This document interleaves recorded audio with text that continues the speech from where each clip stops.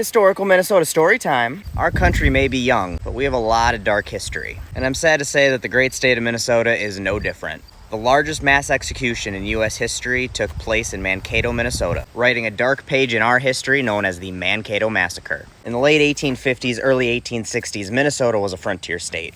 And as white settlers continued to encroach on the Native American lands of the Dakota Sioux, the U.S. government started instituting peace treaties that restricted the Sioux to less and less land, eventually relegating them to lands that could no longer sustain their tribes. So as a result, the federal government promised food, supplies, and compensation to make up for the fact that they'd pushed them off of the sustainable land. And I know it comes as a huge surprise to find out that the federal government didn't actually, follow through with their end of the deal. And after dealing with racism and harassment from the settlers and running out of their own supplies as winter was approaching, the Sioux felt like they'd been pushed to the point where they had no other choice but to go to war. And to war they went.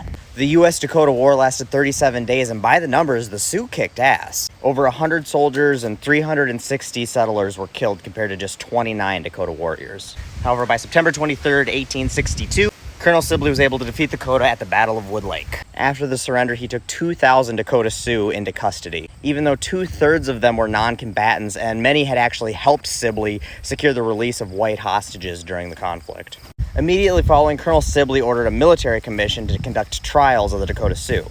Funny thing was, he did not actually have the authority to do that, but that didn't stop him. And to make things worse, the people who sat on the commission and ruled judgment on these Dakota Sioux were literally the same people fighting in the conflict just days earlier, making an illegitimate commission even less legitimate. And with the commission starting off as a complete farce, the trials were about what you'd expect. They did not conduct the trials according to military or judicial law. The natives received no explanation of the charges against them or the proceedings that they were going through, and they received absolutely no legal representation whatsoever. The trials of over 400 men lasted just over a month, some being tried and sentenced within minutes. And when it was all said and done, the commission passed down 303 death sentences. However, because they were pretending like this was a military commission, President Lincoln actually needed to sign off on the executions. And after some review, he commuted the majority of the death sentences and brought the number from 303 down to 38.